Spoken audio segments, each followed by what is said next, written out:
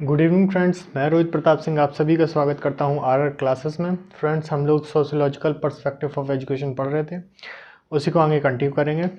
आज दो चैप्टर एक साथ कवर करेंगे क्योंकि ये दोनों छोटे छोटे से चैप्टर हैं। एक पहला ये चैप्टर नंबर 15 निरक्षरता की शिक्षा के लिए साधन एवं प्रयास, और दूसरा है हमारा चैप्टर नंबर 16 सतत शिक्षा। ठीक है, तो पहले शुरू करते हैं हम निरक्षरता के बारे में।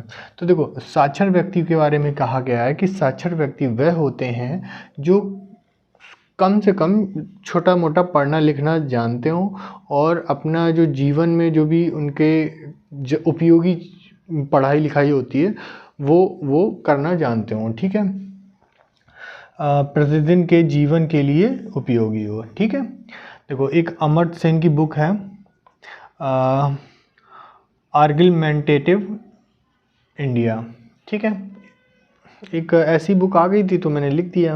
अगर अब तो खैर सब्जेक्टिव है, अगर ऑब्जेक्टिव होते तो जाहिर सी बात है ये आने की संभावनाएं ज़्यादा थी। निरक्षरता का उन्मूलन का प्रयास, मतलब निरक्षरता को किस तरीके से दूर किया जाए, इसका एक प्रयास किया गया था। भारत सरकार द्वारा सर्व शिक्षा अभियान लाया गया। सर्व शिक्षा अभियान 2001 में लाया गया और ये 10 वर्षों के लिए था। 10 वर्षों के लिए था और इसका लक्ष्य मतलब 2010 तक का था। और इसमें ये था कि 6 से 14 वर्ष के बच्चों को क्या नाम है, निःशुल्क एवं अनिवार्य शिक्षा, और कम से कम मतलब 2010 तक कम से कम 14 वर्ष के बालक जो हैं वो साक्षर हो जाएं। और जाहिर सी बात है प्राइमरी लेवल पे एक बेसिक एजुकेशन ही दी जाती है जो कि प्रतिदिन के जीवन के लिए उपयोगी हो और वो अपना जीवन व्यतीत कर सकें, लिखना पढ़ना बोलना सीख सकते हैं और साथ ही मतलब गणना करना भी सीख जाते हैं ना।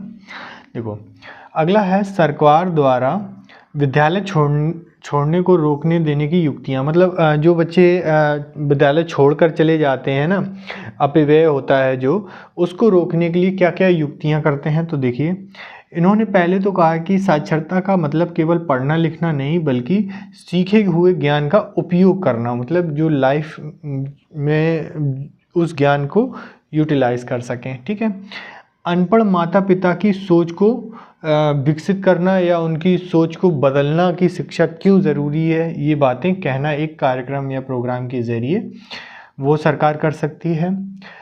कुछ बच्चे कुपोषण का शिकार हो जाते हैं या दुबले पतले होते हैं, कई तरह की बीमारियां हो जाती हैं, है ना।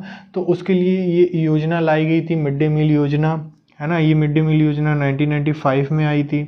अब इसका नाम बदल के पीएम पोषाहार योजना हो गई है। ठीक है, पहले ये मिड डे मील योजना कहलाती थी। ठीक है, शिक्षित समाज, ये इसके बारे में तो खैर सभी हर किसी को पता होगा। शिक्षित समाज का निर्माण करना, मतलब देखो बच्चे जिस माहौल में रहेगा ना वो वैसा ही एडेप्टेशन करेगा, है ना। तो अगर समाज शिक्षित होगा तो बच्चा भी शिक्षित होगा, और अगर बच्चा शिक्षित होगा तो आने वाली पीढ़ी भी शिक्षित होगी, है ना। तो यहाँ पे बेसिकली प्रौढ़ शिक्षा की बात कही गई है ना। अगला है कि उनको फ्री में बुक्स दिया जाए, ड्रेस दिया जाए, स्कॉलरशिप दिया जाए, ताकि उनको रुपयों के मामले में पढ़ने में कोई दुविधा ना हो, मतलब कोई बाधा ना आए, है ना। राष्ट्रीय प्राथमिक शिक्षा मिशन एक आया जो कि इसका कार्य था, मतलब सरकार ने चलाया, जिसका कार्य था कि प्राइमरी लेवल की शिक्षा को अच्छी बनाएं या इसमें सुधार करें। ठीक है, फिर भारत सरकार द्वारा एक प्रयास ये रहा कि 86वां संविधान संशोधन 2002, बहुत बार बता चुके हैं। इसके साथ अनुच्छेद ए में मतलब 21 में क्लॉज ए डाल के बोल दिया कि 6 से 14 वर्ष के बालकों के लिए अनिवार्य एवं निःशुल्क शिक्षा। ठीक है, प्राथमिक शिक्षा का सार्वभौमिकरण, देखो क्या है इसमें। देखो सार्वभौमिकरण मतलब सभी के लिए, है ना। 14 वर्ष तक के बालकों का ठहराव, ये मेनली यहीं पे आ जाता, कहाँ गया, सर्व शिक्षा अभियान में, कि 14 वर्ष तक एटलीस्ट बच्चा पढ़े। ठीक है, ताकि उसको बेसिक नॉलेज हो जाए। ठीक है, और यहाँ पे बेसिकली ये कह सकते हैं कि जो है अपव्यय की अपव्यय की जो समस्या है उसका निदान करना। ठीक है। सार्वभौमिक पंजीकरण में सुलभता, मतलब जैसे नामांकन होता है ना, बच्चा एडमिशन लेने जाता है तो वो लेता है, क्या बोलते हैं, डॉक्यूमेंट वगैरह, फ़ी वगैरह या अदर चीज़ जो भी टीचर मांगते हैं, अगर उस पर ना भी हो तो भी उसको पंजीकरण, मतलब उसका नाम दर्ज कराया जाए, उसमें सुलभ बनाया जाए। ठीक है। शिक्षा की गुणवत्ता में पर्याप्त सुधार किए जाने चाहिए, मतलब पर्याप्त सुधार किए, ऐसी योजनाएं, नीतियां और बहुत सारे कार्यक्रम चलाए गए, ये सरकार की तरफ से किए गए प्रयास थे। ठीक है। ये हो गया साक्षरता, निरक्षरता के सरकार द्वारा क्या क्या प्रयास हैं। ठीक है। अब बात करते हैं सतत शिक्षा की। तो देखो, शिक्षा के अलग अलग टर्म हैं, ये पहले भी बहुत बार बता चुके हैं, इसमें दिया था तो मैंने सोचा कि चलो बता दें, क्योंकि इसमें ज़्यादा कुछ खास है नहीं। सतत शिक्षा का मतलब तो सिंपल है कि निरंतर चलने वाली शिक्षा। शिक्षा कैसी है? एक निरंतर प्रक्रिया है, जन्म से लेकर मृत्यु तक सीखते हैं। ठीक है। शिक्षा क्या है? शिक्षा का संस्कृत शब्द में शिक्ष धातु से बना है, जिसका अर्थ है सीखना या सिखाना, और शिक्षा का पर्याय है विद्या, जिसका संस्कृत शब्द के विद धातु से बना है, जिसका अर्थ होता है ज्ञान प्राप्त करना। और शिक्षा को इंग्लिश में एजुकेशन कहते हैं, और इसका होता है अंदर के ज्ञान को बाहर निकालना, यानी कि अंतर्निहित शक्तियों को बाहर लाना। शिक्षा के 3 साधन हैं। कौन कौन से? औपचारिक, अनौपचारिक और गैर अनौपचारिक। इसे हम निरौपचारिक भी कह सकते हैं। ठीक है। अब निरौपचारिक और औपचारिक तो पता ही है, निरौपचारिक पता है, ये क्या होता है? ये जो है इन दोनों का मिला हुआ रूप है। ठीक है। ये पहले भी हम बहुत बता चुके हैं।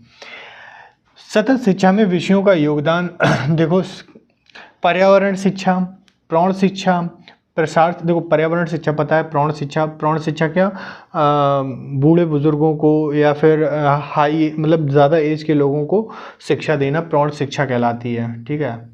प्रसार शिक्षा क्या होता है कि जो लोग विद्यालय से बाहर हैं उनको शिक्षा देना, जैसे मतलब विद्यालय नहीं गए है ना, और फिर विद्यालय उनके पास जाके उनको शिक्षा दे। ठीक है। पत्राचार शिक्षा मैं बता चुका हूँ, बाई डाक पोस्ट आपको स्टडी मटेरियल प्रोवाइड किया जाता है ना। और जनसंख्या शिक्षा, जनसंख्या के बारे में शिक्षा देना। पारिवारिक शिक्षा, मतलब परिवार से रिलेटेड शिक्षा, ये तो पूरा एक चैप्टर ही है, आएगा आगे। महिला शिक्षा और नैतिक मूल्यों की शिक्षा। ठीक है। इनका योगदान है कि हाँ भाई, ये सारे जो टर्म हैं, ये सारे के सारे हमें शिक्षा के निरंतर, मतलब शिक्षा को निरंतर बनाने में जो है सहयोगी हैं। ठीक है। चलिए आगे देखते हैं विशेषताओं की। तो सतत शिक्षा जो है संपूर्ण शिक्षा है। माना जाता है कि भाई शिक्षा जो है वो जो है कितनी भी ग्रहण कर लो कम ही होती है ना। तो अगर आपके जीवन में जो भी आप सीखते हो वो एक तरीके से काफ़ी है। ठीक है। लोचदार शिक्षा होती है। लोचदार का मतलब होता है फ्लो। ठीक है। लोचदार का अर्थ होता है फ्लो, मतलब शिक्षा जो है एक फ्लो में चलती है ना, बच्चा हर वक्त कुछ ना कुछ सीखता है। शिक्षा सतत समन्वय युक्त शिक्षा है। देखो क्या होता है, शिक्षा जो है वो, सतत शिक्षा जो है वो किसी विषय में कोऑर्डिनेट करने में या समन्वय स्थापित करने में सहायक होती है। ठीक है। किसी भी वस्तु में, किसी भी विषय से संबंधित वो चीज़। ठीक। यह शिक्षा स्व की पूर्ति करती है। ठीक है। सतत शिक्षा लोकतंत्र प्रेरक है, ये भी है, कुछ खास नहीं है इसमें। ठीक है। और कोई ऐसा इम्पोर्टेंट है भी नहीं जो कि बताया जाए, मोटा मोटा आ जाएगा सतत शिक्षा, है ना। और निरक्षरता के बारे में तो मोटी मोटी हेडिंगें आप लिख सकते हैं। ठीक है। तो चलिए आज का यहीं रखते हैं। आई होप आपको क्लास अच्छी लगी होगी, और ये जल्दी ख़त्म हो जाएगा। ठीक है। तो परेशान ना होइए। चलिए फिर कल मिलते हैं। Thank you.